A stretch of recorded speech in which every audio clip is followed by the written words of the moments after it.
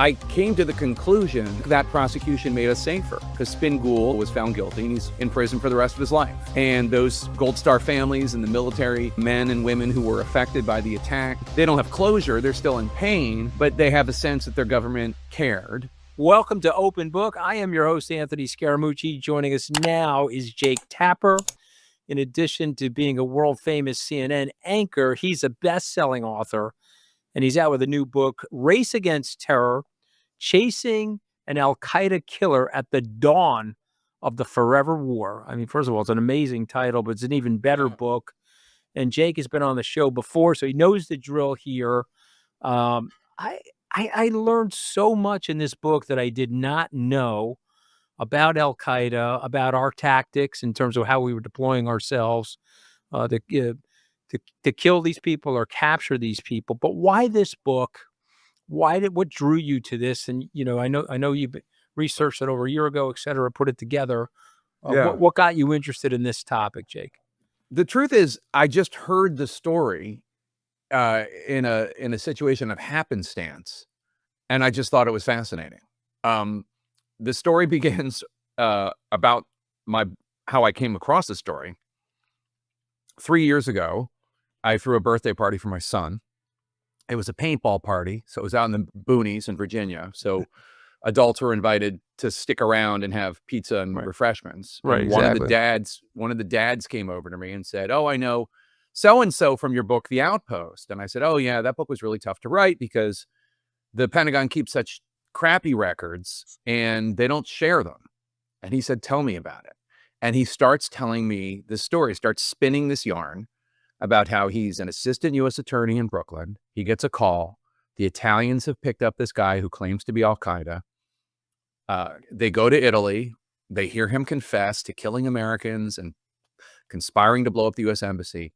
And then he and his colleagues at the U.S. Attorney's Office and also in the FBI have like a finite period of time to prove it, to prove the case. Here, it's like the opposite of a whodunit. Here's the done it. Here's the guy who done it.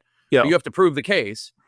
And he just tells me how they proved the case. And I love that stuff on like police procedurals, just the finding the fingerprint, finding the witness, all that investigative stuff. And it was just so interesting.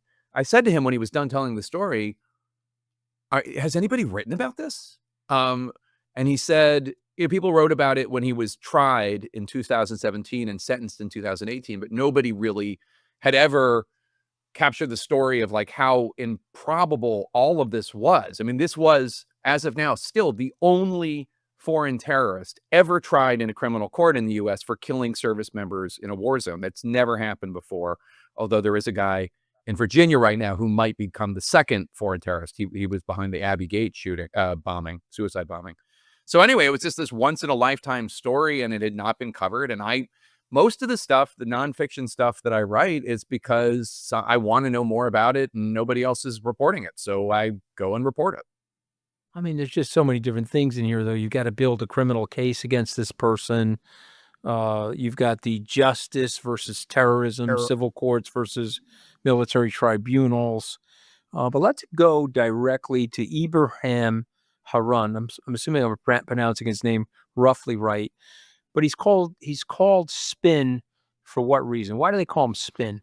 Spin Ghoul is Pashto for the White Rose. And when he was in terrorist training camp, this guy was from originally his ethnicity is Niger. He was raised in Saudi Arabia, but he's from Niger.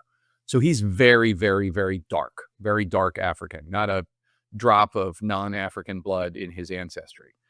And, there's racism in Al-Qaeda and there's racism in the Arab world. And he was called the White Rose because he was very black. And that was the big joke in the terrorist training camp. But it was his nom de guerre, his war name. And when the Italians called the FBI and said, "Have you heard?" He says his name is Spin Ghoul. "Have you ever heard of him?" The Americans had heard of him because there were detainees at Gitmo that had talked about him because he was somebody who had successfully participated in a deadly ambush against U.S. service members and also was then sent to Nigeria to blow up the American embassy there. But he did not end up doing that. But the Al-Qaeda operatives knew who he was and had talked about him.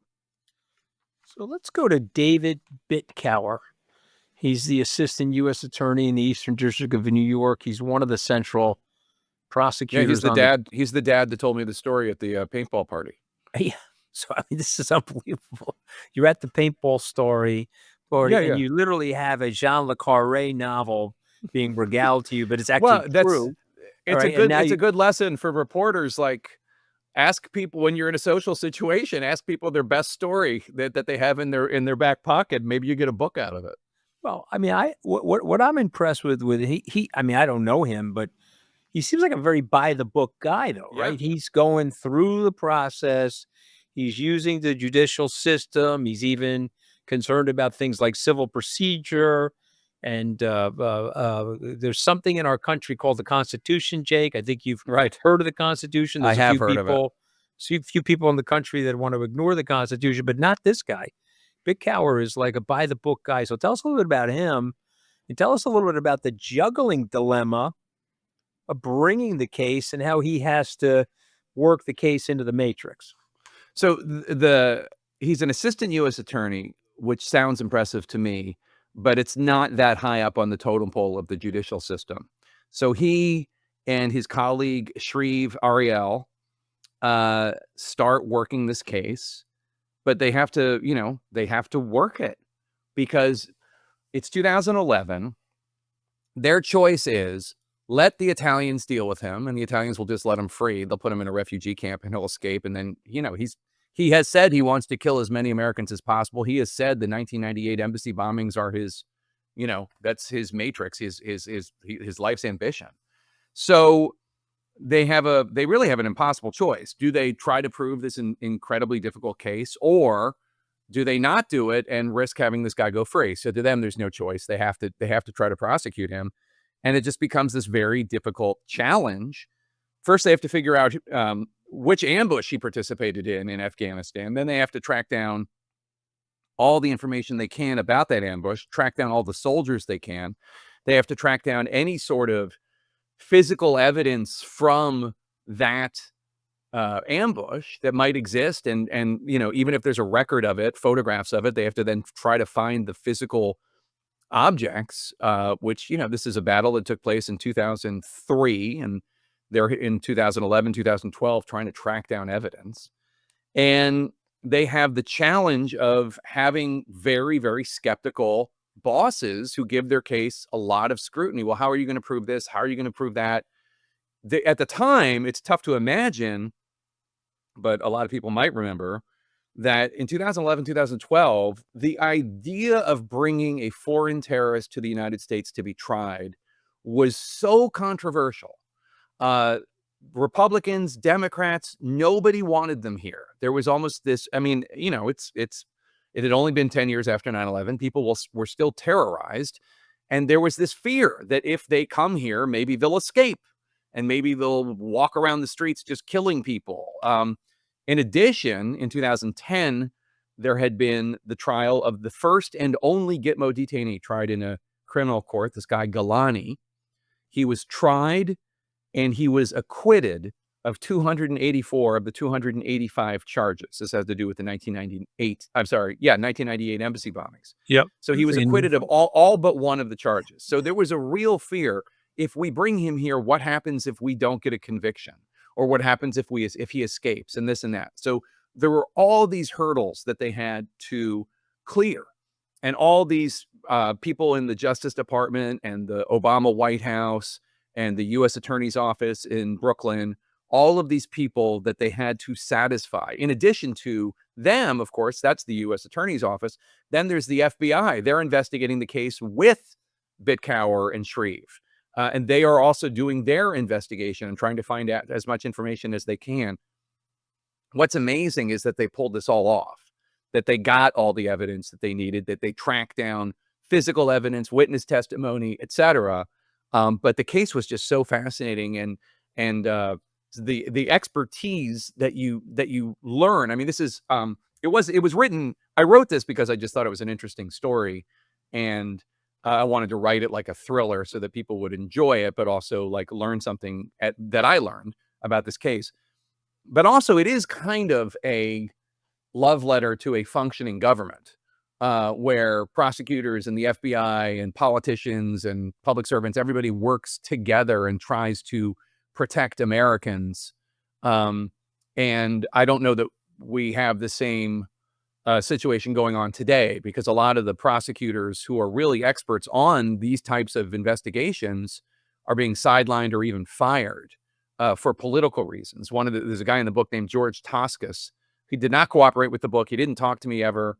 Not a friendly to media kind of guy, but I know that he was amazing at his job, and he's been sidelined because he signed off on the Mar-a-Lago classified documents warrant. And there are a number of decisions like that that have been made in the last 9 months, and I think they make the country less safe. I mean, I have so many different reactions to the book, but that was one. You got there a little bit ahead of me. I read the book. I took criminal procedure in law school. I obviously took constitutional law. And I was like, it was so refreshing to see that process. There's another narrative going on right now in our country that I'd like you to address. And that is what you just said. People are like, well, the book is messy, Jake, right? It's Yeah. messy. You've got to go through process. You've got to Yep. deal with people that are double and triple checking your work. And the presumption is always on the innocent. And the presumption is always that the government has to be off the back of the person, even if it's a person that's a wretched terrorist. And yet now we have people who, if they don't like a court ruling, they'll say that there's an insurrection going on or there's an act of judicial terrorism. And so there's a group of people in the country that have said, hey, this process that got us 250 years of success and great prosperity and industrialization, innovation, et cetera, we want to throw that out the window for something that's cleaner, in their minds at least, cleaner and more expeditious. And so when you write a book like this and you see what's going on right now, what do we do? What did we do wrong? Did we do anything wrong, or is this just the way that the civilization works, and we burn a fuse and we eventually get to people that no longer want to respect the process, or did we do something wrong that triggered all of this? Well, it's a complicated question. I mean, so this was the first foreign terrorist ever tried in a criminal court for killing American service members abroad. Donald Trump is attempting to bring the second foreign terrorist to a criminal court for killing American service members abroad. This guy, Jafar, who's in a prison or a jail in Virginia right now for his role in the Abbey Gate suicide bombings. So there is, to a degree, a recognition, I think, that the criminal justice pursuit of terrorists can be an effective way to do it. And early in Trump's first term, Attorney General Sessions was upset to hear about the prosecution of Spingool. There was an attempt to bring another terrorist to the U.S. for prosecution, and he would not have it because he doesn't think terrorists deserve to have rights, and he was not having it. He was not happy to hear about Spingool, but he didn't interrupt the trial because that was already about to happen. But we are now in a situation where the prosecution in criminal court of Jafar is going to happen. So on one level, I think that society has evolved, including the Trump administration, to keep pursuing this lane that I think proved successful. And if you just look at the comparison of how many terrorists have been tried in a military tribunal versus how many in criminal courts has just been far more effective. It's more than 600 terrorists have been tried, most of them convicted. And in military tribunals, I think it's 2 people have been convicted, and one of the charges was overturned.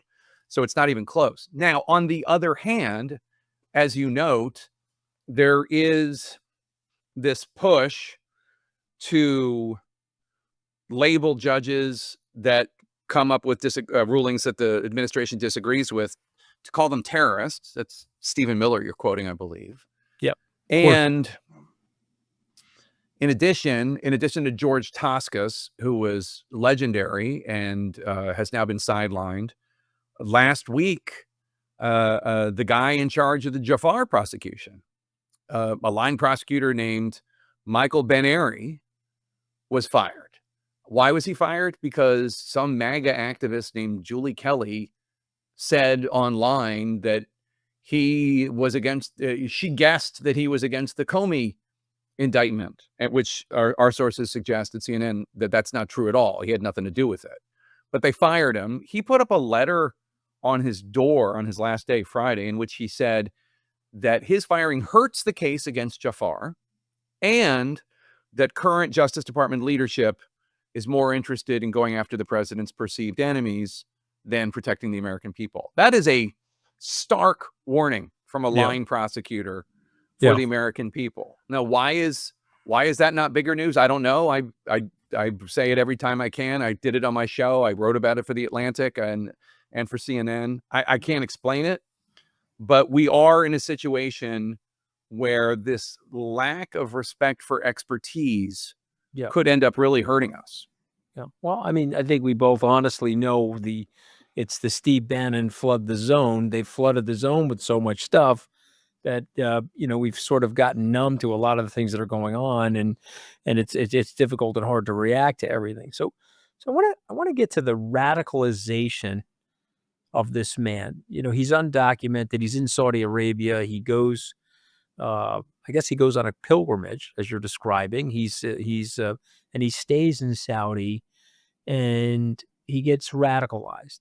And so what's going on in Saudi Arabia that creates Al-Qaeda, also known as the base? What tell us about the Wahhabis. Tell us about the secular Saudis versus the more orthodox Saudis, and how does this terrorist community develop there, and why?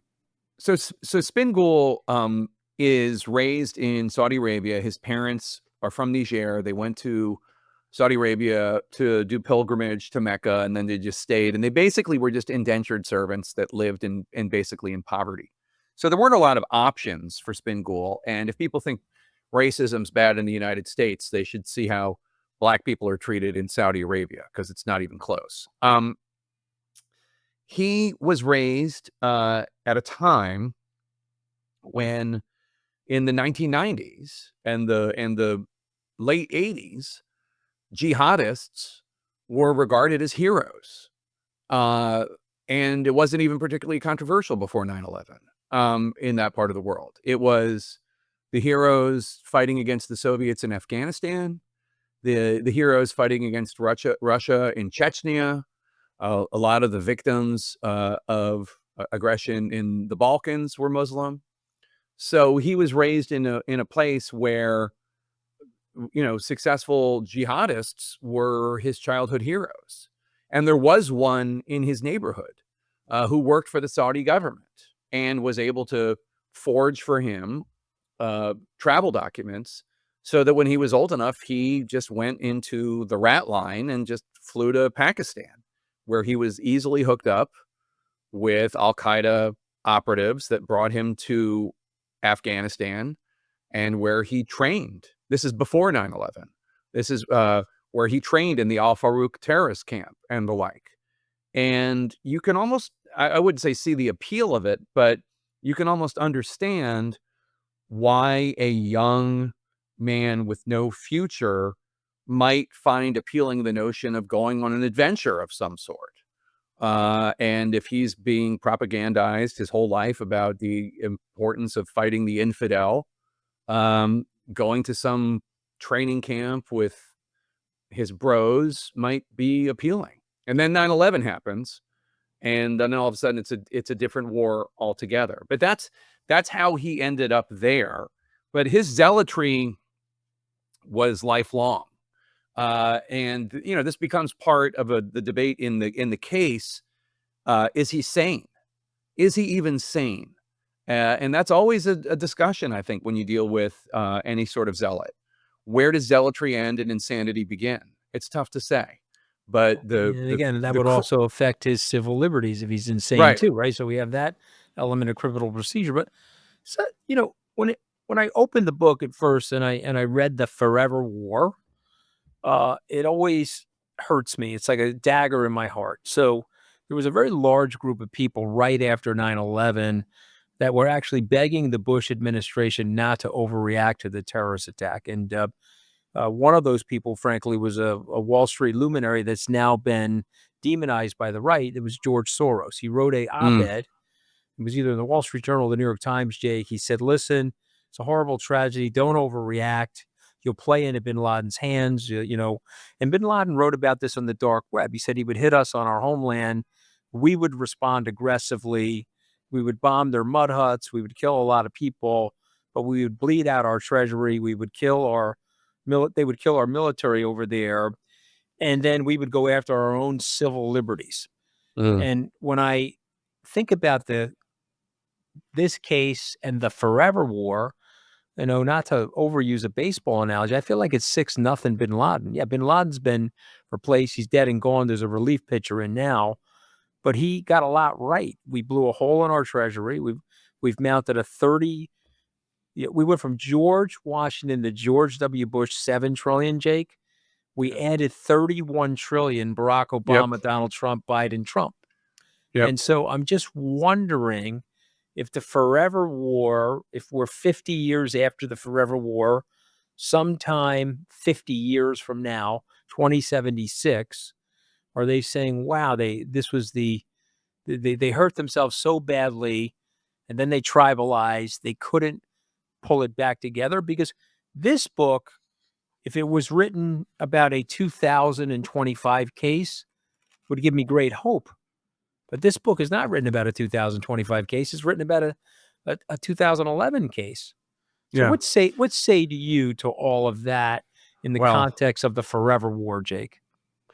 It is a depressing and bleak thought that bin Laden could have been correct in his prediction of an overreaction. And it reminds me of two things. It reminds me of President Biden going to Israel and telling Israel not to don't make the mistake that we made. Remember, he said that. Don't act out of anger. Right. Don't make the mistake we made. And I don't think Netanyahu was listening. And it also reminds. I just randomly saw a clip on Threads of this very profound movie, in retrospect, called The Siege. That what's unbelievable about it's a Denzel Washington, Annette Bening, Bruce Willis thriller that I think it's by Edward Zwick or Marshall Hershkovitz. I forget which one, but it's about. First of all, it came out in 1998. That's what's the most amazing thing about The Siege. It's about Islamic terrorism happening in Brooklyn. And then it's about basically declaring martial law in Brooklyn because of the big Muslim population there. And the argument is it's a bad idea. Bruce Willis plays the general who is telling them, do not declare martial law and send us in there. You don't want us to do it. And then there's another scene where Denzel Washington is saying, what if what they want us to do is to declare martial law and get rid of our civil liberties? What if what they want us to do is round up kids? And, and it's everything. And like it's the fact is that this came out in 1998 is what makes it so profound. Not if this movie had come out in, 5 years ago, who cares? But like the fact that it predicted the overreaction, I think it's fair to say. What's interesting about the war on terror in terms of this book, in my view, is I go into it with an open mind about, I go into it assuming that President Bush and Vice President Cheney and Secretary Rumsfeld are all trying to keep us safe, and their 9/11 was a horrible day and it terrified the country, it terrified the world, it changed everything, and they're trying to do what they need to do to keep us safe. The question is, and it's easy to do this with the luxury of 2025, is did what they do make us safer? And in terms of this small slice of the war on terror, the idea of, is it better to take these foreign terrorists and throw them in Gitmo, or put them in a military tribunal, or prosecute them in a criminal court? I came away, I did not go into it with this mindset, and I don't write this like a polemic. It's people can reach whatever conclusion they want. But my view is that the way that they did it with Spin Ghoul, prosecuting him, getting evidence, building an airtight case makes us safer. Because I think about an alternative world where he's picked up by the Italians in 2008, and instead of going to a criminal court and having this huge investigation into what he did, he's just thrown in Gitmo. And then I got to assume after 5 or 10 years, somebody would have his case and they'd say, you don't even have any evidence against him. All you have is this crazy confession and he's a lunatic. Who knows? And then the Americans would probably be like, oh, you're right. And then they'd send him to Niger, Saudi Arabia, or Oman. And then he would go and kill as many Americans as he could. And so I came to the conclusion, and again, this isn't in the book. This is just my view of what I learned, and maybe people will leave the book and have a different interpretation. That's how I wrote it. I wrote it like a thriller, and people can make up their own mind. But I think that prosecution made us safer because Spingool, this doesn't spoil the book, but the Spingool was found guilty, and he's in prison for the rest of his life. And those Gold Star families and the military men and women who were affected by the attack, they don't have closure. They're still in pain, but they have the sense that their government cared. And they do have an ability to, okay, the killer is in prison, and whether or not they can go on with their life, I don't know. But that's, all the families, all the 9/11 families waiting for these trials of 9/11 co-conspirators that still haven't happened yet because the military commissions can't do it. It's incredible. I'm with you, Jake. It made us safer, but it made the innocent safer. It made the innocent safer. The unjustly accused, it's also made safer. Yeah. So, all right. Yeah. So you remember this from my podcast. This is something people like, so we do it every time. I've got your book down to 5 words. I'm going to say the word, and then you react to the word. Okay, you ready? If I say the word terrorism, Jake, you say what? Scary. Justice. Elusive. Well, that's a really good one, actually. I'm going to use that. Extremism. Common. What about Al-Qaeda? Organized. Yeah, it's incredible. It's literally like a corporation when you really think about the layers of it. All right, let's go to your protagonist or your antagonist, Ibrahim Spin Harun. Zealot. Crazy? Mental illness? No, I don't think so. And that's a debate in the book.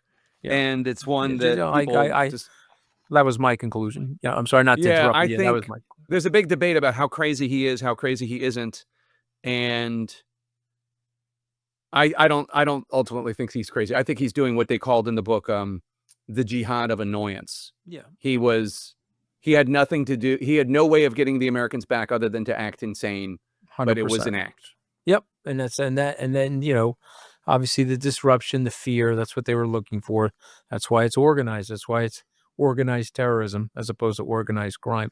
The title of this book is Race Against Terror, Chasing an Al-Qaeda Killer at the Dawn of the Forever War. I'll tell you what, you got a great review in the New York Times. Congratulations on that. And people should go out and buy this book. They'll learn a lot about our system. And it's as good as your fiction, Jake. You've written some fiction books too. I learned a lot of lessons from fiction in terms of writing a propulsive narrative. I wanted to turn the page. I had known the story, but I didn't understand the detail, the complexity of the story. And I was turning the page quickly in this book. Thank you for writing it, and thank you for coming on Open Book. As always, a real pleasure. Thanks, Anthony. Now on Open Book, a personal friend, Melissa DeRosa, who is so many different things, but she's soon to be a best-selling author. Let me just hold up the book.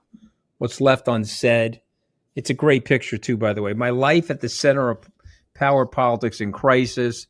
And, of course, Melissa is a former communications director who happened to last longer than 11 days in her job. She was the chief of staff and secretary to Governor Andrew Cuomo. By the way, I mean, the book is phenomenal, and my producer and I were talking about how great the book was because it's so real. And I want to start with Dina DeRosa because I think it's an important part of the story because I think you're dedicating the book to your Nona, and I had a Nona, you had a Nona, and it's your grandma Dina DeRosa obviously left a big impact on you. And the reason I'm starting there is because when I read the book, you're trying to do what's right. And I think he must have gotten that from somebody, and I think it's from her, or at least she's part of the mosaic of people that taught you right from wrong. So let's start there. Yeah, I mean, look, it's funny. People have a lot of misperceptions about who I am, where I come from. You know, a lot of people write me off as a nepo baby, somebody who was born with money and influence and all of these things. And the reality is it couldn't be further from the truth. I was a kid that was born in Rochester, New York. My parents didn't have two nickels to rub together. They had three kids under three by the time they were 23 years old. I spent the formative years of my life under my grandparents' roof with my nonno and nonna. And they informed so much of who I am, who my siblings are, this unrelenting work ethic. If you work hard enough, then you can provide for your family, you can do some good in the world and live out what to them was the version of the American dream. They came to this country, you know, fleeing World War II at a time when Italy was overtaken, obviously, by Mussolini's army and the Nazis. And so, you know, we came from relatively nothing, but taught that if you worked hard enough and if you believed in something enough and you were willing to put the time in, then you could be anything. And it meant so much to my grandparents to be able to see within one generation, you know, their granddaughter become the highest ranking unelected official in the state of New York under Andrew Cuomo, who they also held in such high regard and had so much pride being Italian American. So yeah, it's a great American success story in that way. You know, you were, I mean, listen, I mean, the facts are the facts. You were the most powerful unelected person in New York State government. And I believe, and I think this book reflects that, you handled it with a tremendous amount of responsibility. And, you know, you love the public service. I'm hoping to God you'll return to public service based on reading the book. But I want to talk a little bit about your dad as well. Didn't your dad have a pretty big impact too, Melissa? Undoubtedly. I mean, I write in the book about the fact that when I was a little girl, he was working on a congresswoman's campaign and he brought me alongside with him on the campaign trail, knocking at doors, walking in parades.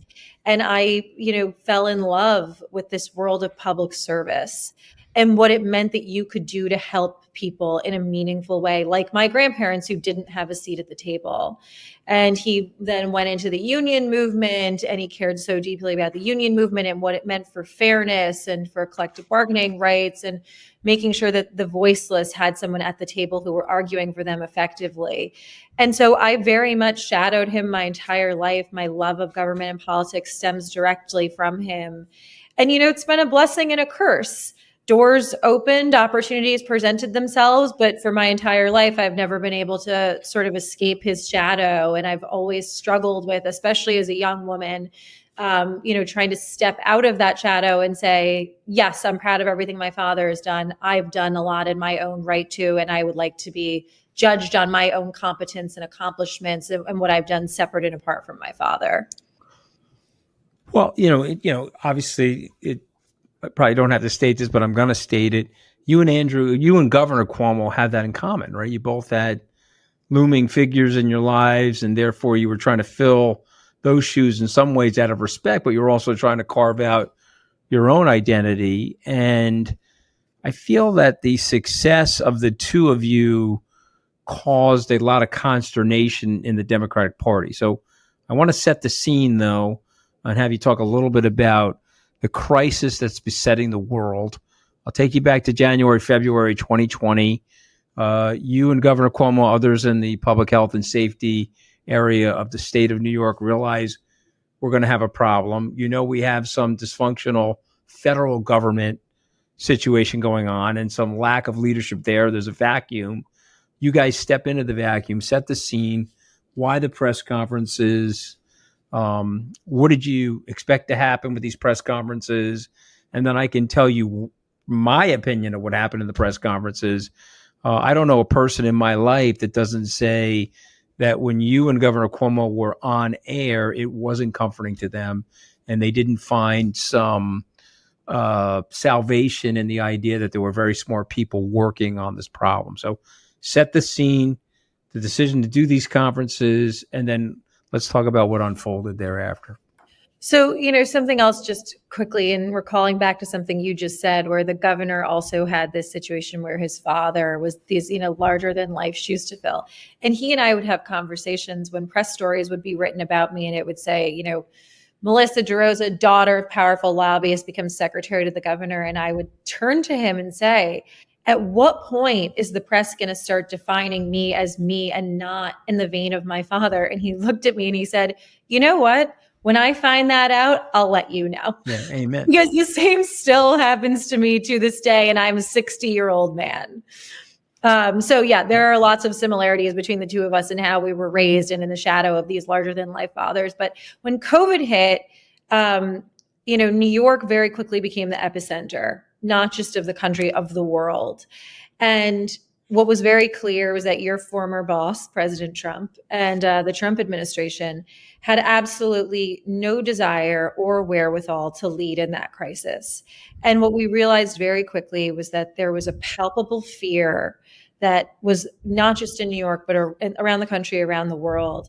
People were yearning for information, looking for facts, looking for any level of leadership. And the daily press conference wasn't something that we set out to do in a calculated fashion. They just sort of happened. We started doing them, and through them, we understood the reaction to them and the importance that all of a sudden every day people had something that was reliable, something they could count on. Every day at 11:30, we would go on television, give them the facts, tell them what we knew, tell them when they were things we didn't know, explain what we were trying to do to attack the problem. And then the second half of the press conferences were really the governor showing the side of him that he had never shown anyone, which was vulnerability.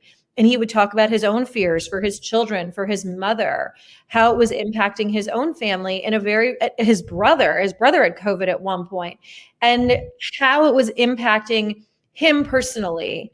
And at the time, people compared them to FDR's fireside chats and, the role that Winston Churchill played at the pinnacle of World War II. And I think in that moment, that was what he was doing. He was the de facto commander in chief. And the whole world looked to us for information and for comfort. And when I look back on that time period, yes, we built field hospitals. Yes, we were in an international arms race for PPE. Yes, we created Surgeon Flex, one unified hospital system. We did all of these things. But when I think about what I'm most proud of, it was those press conferences and stepping into that void and providing real information and real leadership at a moment when the country needed it most. Yeah, no, listen, it was wonderful in so many different ways, but it also, unfortunately, in human life and in politics, there's a refraction, which you also write about. So it now costs you guys because now you're being thrust into the global arena. The competence is being showed to everybody. And as a result of which the knives come out, even from people inside your own party, you learn that the Judases and the Brutuses are in your midst. And so now they're coming at you. You explained it in the book, but let's explain it to my listeners and my viewers. Why are they coming at you at a time where you should be being applauded by these people and they're in your own party? So why are they coming at you, Melissa? Tell my naive listeners and viewers, not the people that have had 50 hatchets in their back like you or me, about the state of politics in the world and how it really operates. I think that there was a little bit of Icarus to this, right? He flew so close to the sun. And there's nothing that the American press loves to do than build people up than to tear them down. And we had gone through this sustained period where it was all positive, all affirming, everyone sort of recognizing the place in his place in history and the importance of what we were doing. And then it's almost like on a dime, it flipped. And you had the far right who viewed Cuomo as a threat nationally, Trump certainly, but the far right in general viewed Cuomo as their greatest threat nationally, as someone who could run and win and loom over the party for a long time. And they had Fox News and the New York Post and other right-wing publications sort of going after us, guns blazing. And then on the far left, which Cuomo has always been, he views himself as a progressive. I think of him in this day and age. He was a left of center, Democrat. he was not a communist. He was not a socialist. He was not someone out pushing extreme views. And as a result, the Working Families Party, the DSA, the AOCs of the world were always sort of waiting in the wings with the pitchforks wanting to go after him. And so then it was like, bam, you had this perfect confluence of events where someone comes out with one specious Me Too allegation on Twitter. She in the background goes and starts organizing a campaign of women. They come out, one by one, saying things like, he put his hand on my waist for a photograph. He kissed me on a cheek. He called me sweetheart. And because of the moment we were in, of the hyper hysteria of the mainstream media, combined with sort of this overreaction of the Me Too movement, it was like there was no differentiation between rape or assault or an off-color comment or a kiss on the cheek. All of them were thrown into the same cauldron, and it was, an executable offense. And so suddenly everyone was just given a number, regardless of what the allegation was, regardless of what the infraction was. And that was it. And that was it. From that point forward, as I write in my book, we were basically on a slow death march to August 3rd when Tish James issued her report. So guilty until proven innocent, of course. And every allegation, any micro allegation is treated like a death sentence. And there's a judge, jury, and a trial in the open press. Yep. And so what we're both describing is cancel culture. And what was interesting, I just want to test this on you because I had so many questions when I was reading your book. But one of my big questions is, I don't see Governor Cuomo, and he's a personal friend, so sometimes I'll slip and call him Andrew, which I'll apologize for because of the lack of formality. But Governor Cuomo did not represent to me a woke politician. He represented a person that was focused on doing policy. He wasn't necessarily left or right, but he's more about right or wrong. And I sort of feel that this threatened that whole value-based analysis that the left forces their political leaders through. And so he became an instant target, meaning, God forbid, if Governor Cuomo would arise to the presidency and, darken the woke movement, or he could somehow lead us out of the wilderness of this woke, anti-woke nonsense that we're facing from a culture war perspective. And so they went super hard at him. Am I missing something, Melissa? No, you're 100% correct. I mean, I actually write in the book that there was this group of Democratic Socialist legislators that were caught in a chat room where they were literally plotting in February of 2021 before the ball really gets rolling. And they say, how do we make it impossible for Andrew Cuomo to run again? And they say, and excuse my language, Alessandra Bianchi says, we're going to need a motherfucking army. And it was clear that this entire thing was calculated. It was a campaign, and they couldn't have done it alone. The press was along for the ride. People weren't scrutinizing anything. To scrutinize was to smear, to question was to shame. And so we were all sort of stuck in this box. And Cuomo, who, for his entire career sort of rejected the wokeism. And, I talk in the book about the history between the Cuomo family and the New York Times in particular, and how the Times editorial board always had this sort of disdain for the Cuomos because they were these elitist, white wine drinking, as Mario Cuomo used to call them, Manhattanites who looked down on the Cuomos from Queens, who, were mechanics and who were, didn't go to the Ivy League institutions that they all went to. And so there was always this inherent tension between the Cuomo family and between the hard left, the liberal wing, that then morphed into sort of this wokeism. So 100%. And when they saw their shot, they took it. 100%. But in the meantime, they were straddling the line, right? Because they were being sycophants to him in public, but behind his back, they were moving on him. Listen, Attorney General Letitia James, she said, and you write about it in the book, that a lot of the accusers were not credible. Mm-hmm. And yet all of a sudden, when there was a little bit of blood in the water, the report comes out and they're, of course, credible.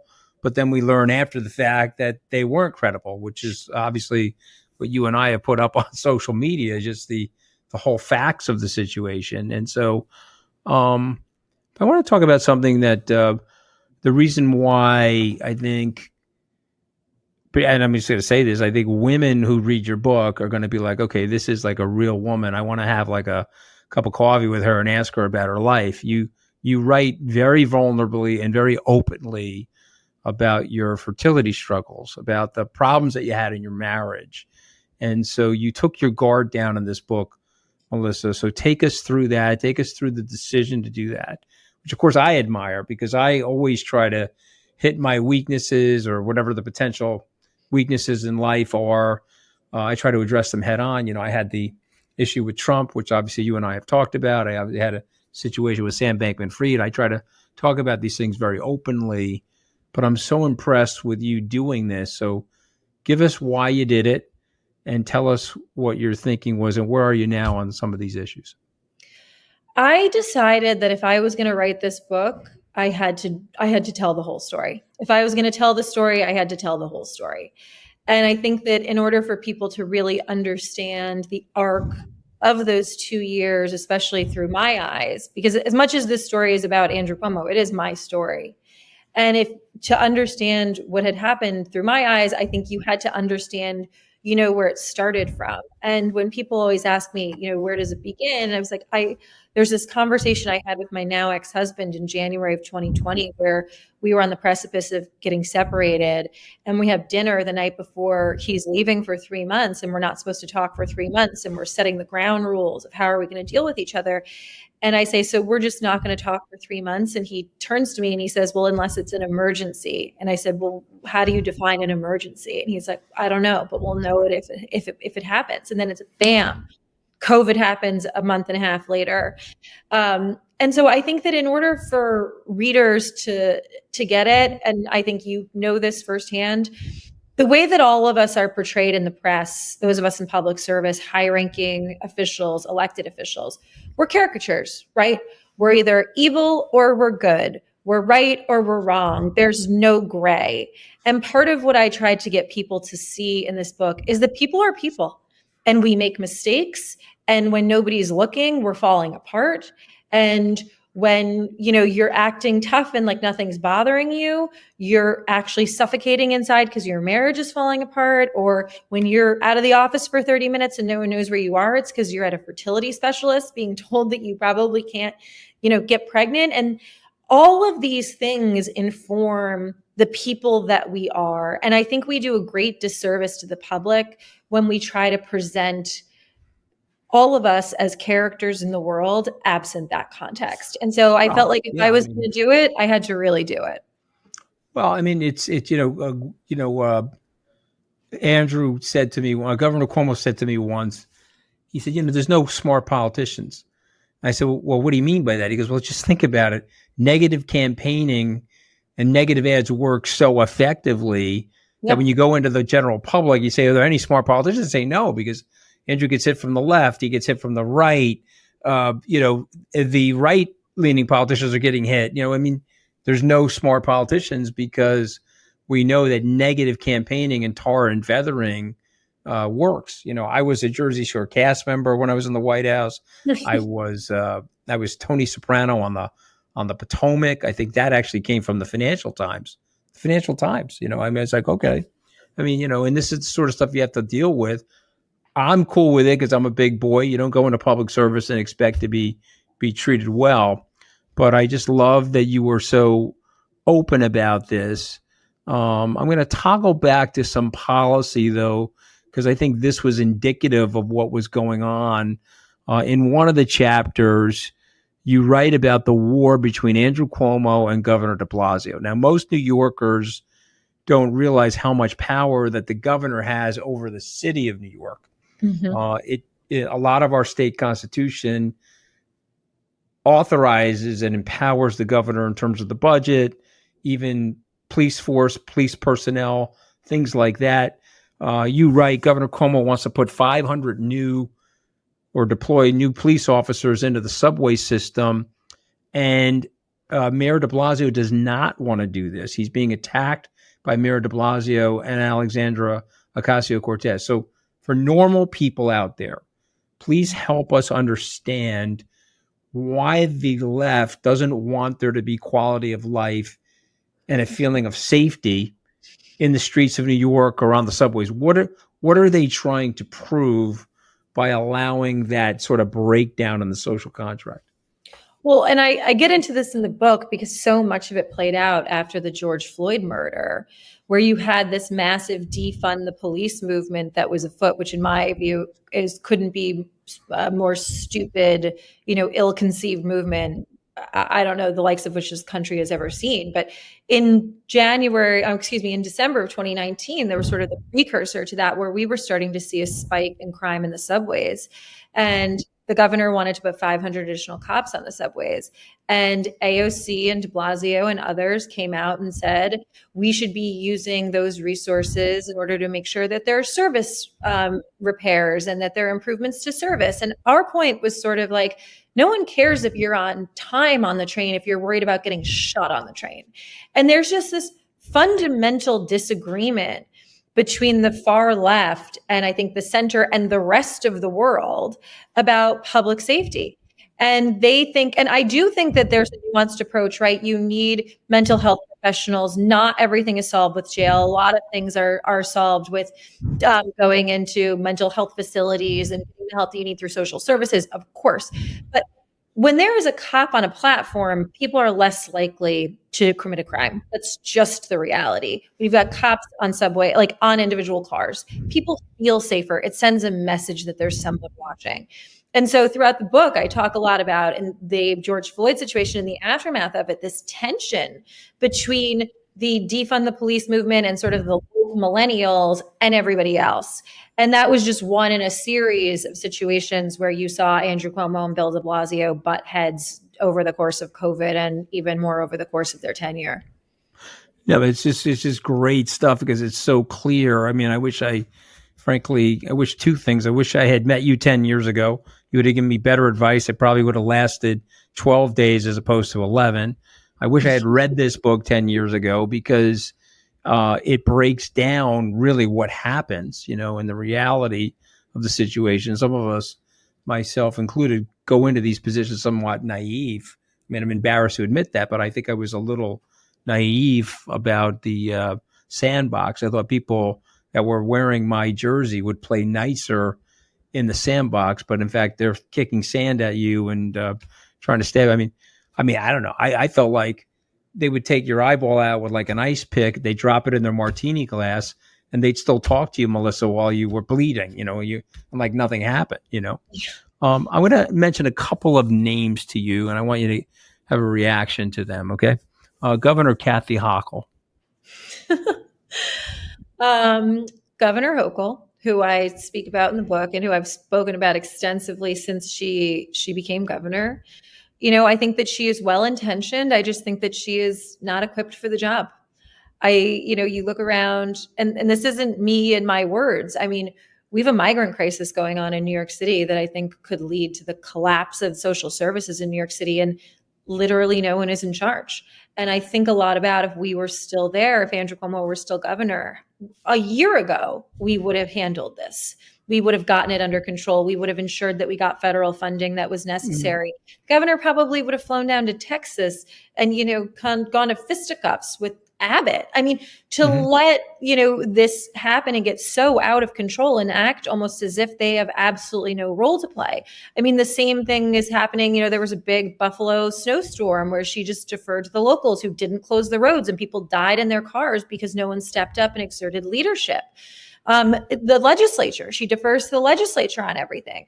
And so I just believe that the role of governor of the state of New York is one of immense responsibility. And there's a lot expected in terms of leadership. And she's just time and again failed to step up to the plate. It was a little Stalinistic, though, too, how she, and you write about this, she wiped out all of Governor Cuomo's aides. I mean, Lyndon Johnson didn't do that. Harry Truman didn't do that. Sometimes you need the people in place that actually know what the hell is going on. But if you're myopic and you're insecure, you're going to wipe everybody out because you don't want any threats near you. And she tries to govern through the virtue signaling. I mean, I personally think she's a disaster. I get invited to these different events to see her. I'm like, I'm good because we actually need a better solution for the state of New York. Well, let's go ahead. Like, I'm sorry. she, in such a short period of time, she's reoriented the press and the public's expectations around what a governor is supposed to do. It's almost like she's become an afterthought. And she's so marginalized the office. It's incredibly disappointing. And I keep waiting. At some point, she's going to wake up. At some point, she's going to hire some people around her who can help her figure this out. And as time goes by, it just continues to get worse and worse. And for me, as someone who loves this city, who lives in this city, who's lived in this city for 20 years, I think the next 2 to 3 years of this city is going to determine the next 20 to 30 years. So there's a crisis, and it doesn't feel like there's anyone at the helm. And that's not me trying to be gratuitous or be nasty, the person who came after for the sake of being nasty. This is a concerned citizen who sat in that chair and know what should be getting done and isn't getting she has done.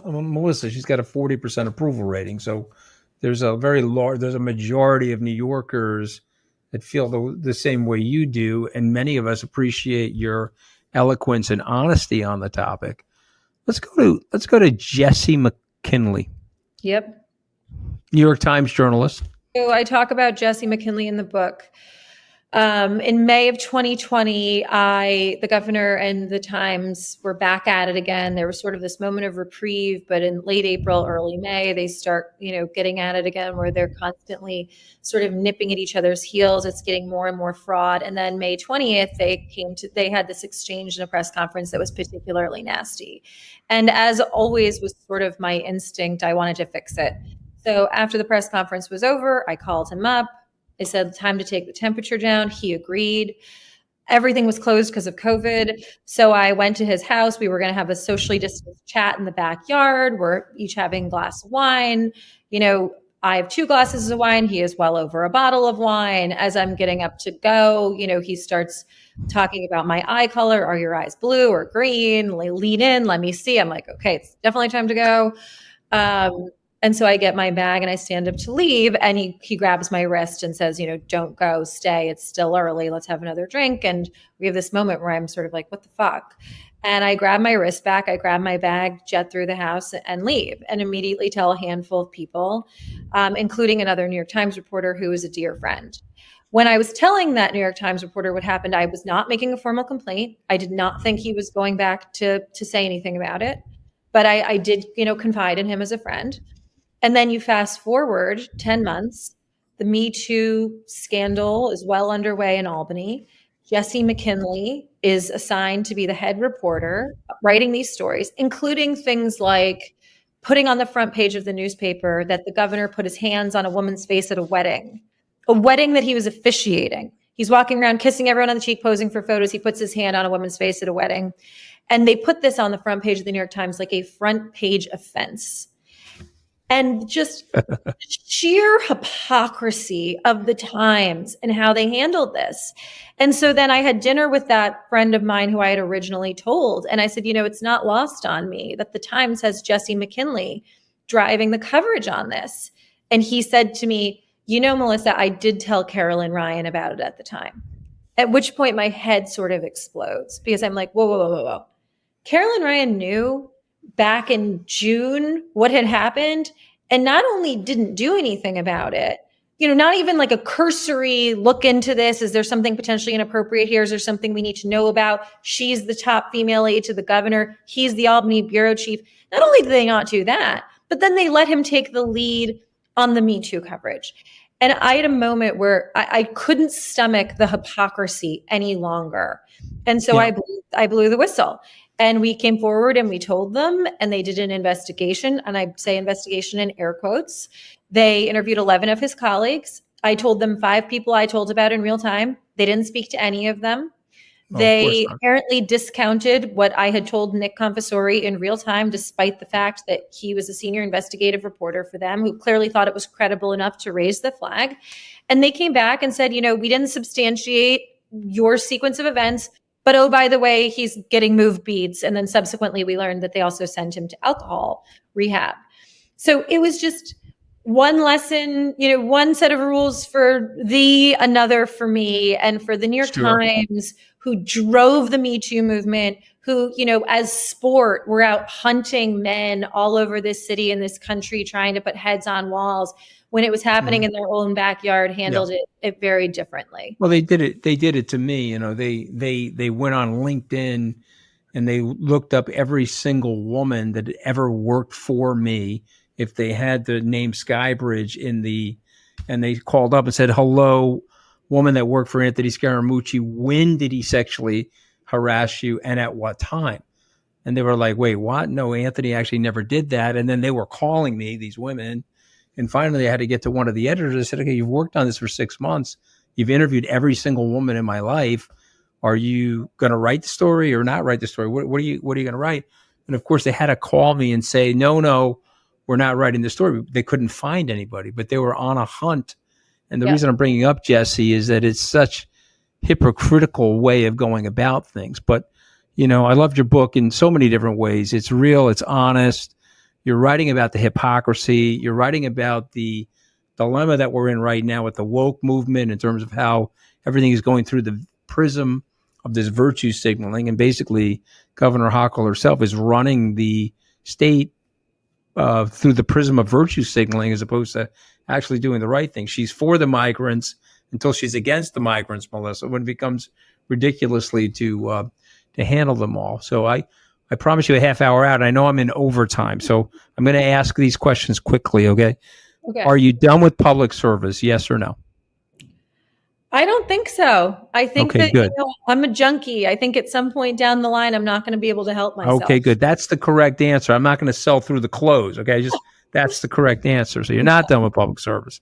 Okay, I have 5 words that I'm going to read to you, and I do this with all my authors, and then I want you to just, whatever comes to mind, I want you to say it, okay? It could be a word, a sentence, a paragraph, doesn't matter. Here are the 5 words. The first word is actually to New York. Tough. The name Cuomo. Tough. Tough, right? I mean, we're New Yorkers, right? Effective. Tough and effective. Tough and effective. How about politics? When I say the word politics, what do you think? Dirty. How about the word power? Fleeting. Amen. Slips right through your fingers, right? For all of us, though, right? Yep. Charles de Gaulle once said, there are graveyards filled with men who once thought they were indispensable. Yep, that's right. So it's fleeting, right? The whole thing is fleeting. Yep. What about Melissa DeRosa? What would you say about her? Not done yet. Yeah, that's great. Now, I love that. You're becoming as opposed to being, and I love that. The title of this book is awesome. What's Left Unsaid, My Life at the Center of Power, Policies in Crisis. Love having you on the show. I hope you'll come back, okay? When you say you're not done yet, I hope you're not done with Open Book, Melissa. I got to have you back as we get into the political season. Even if you haven't written anything, I want to talk to you about the upcoming elections, if you're cool with it. I would love to. Thank you so much for having me on. It's so good to see you.